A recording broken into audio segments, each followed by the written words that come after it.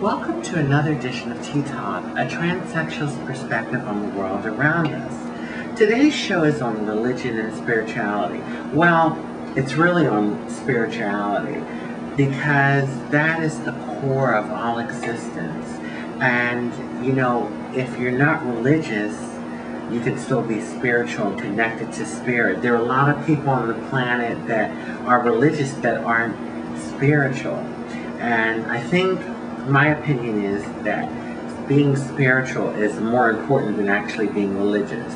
Religion can be a key or an aid or a tool for one to get more spiritual or more connected with spirit. And anyway, I've never really gotten hung up on thinking, oh, that there's one way or one religion or one path to spiritual enlightenment. Hey, 4 people could be on their way to Phoenix, Arizona. One might be flying, one might be taking the train, the other the bus, and one might drive their own vehicle. And guess what? They're all going to get to Phoenix. And even maybe the one that flies, if the plane breaks down, will get there last. You know, the one who drove might get there before the one who flew. It's like soap.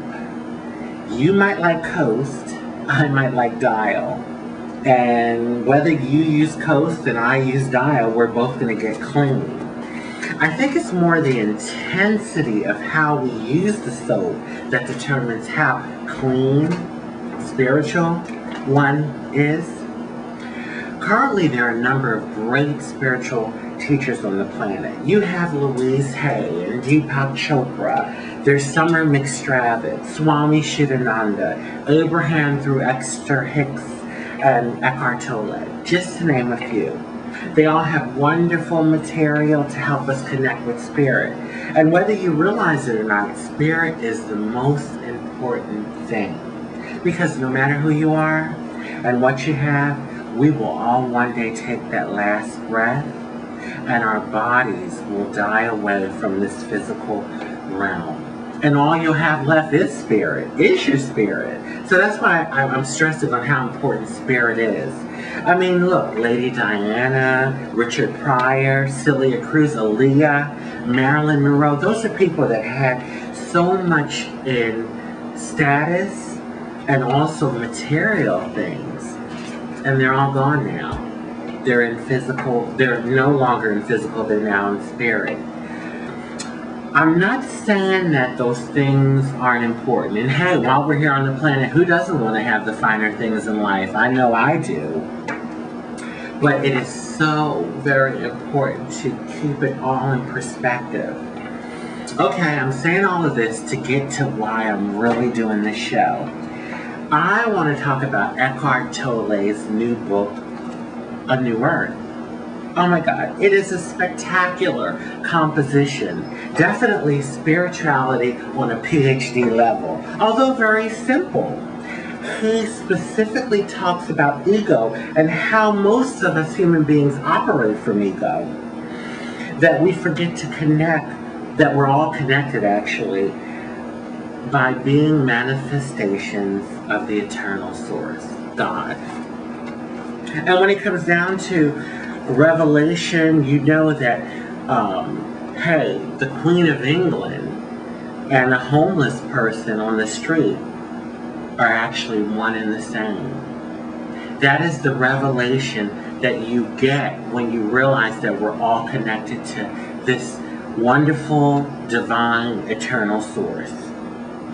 And what makes them different? What makes the Queen of England different from the bum on the street or the homeless person on the street is their temporary state of materialism. That's what makes it different. Them different. But the core of who they are is one. Mr. Tolle also addresses the power of now. And our ego has us either living in the past or the future. And all we really have is now. The past is gone and the future hasn't come yet. There's a true empowerment, I should say, when connecting with the power of now. That is all that we really have. And I'll tell you, he gives some really good tips on how to connect with now. One of the ways he talks about is what you're doing to connect with nature. You know, to observe nature, i.e. the pretty flower in your yard, the bird flying past your window, the gigantic oak tree down the street. And it really makes sense. Nature is the only thing on the planet that we have not created, that has not been created by man. You know, everything else, man has had to think about the idea and use God's given ability to create it. Focusing on your breath, your breathing, is another wonderful way of bringing yourself into the now. I've tried it, and it's great. It's terrific.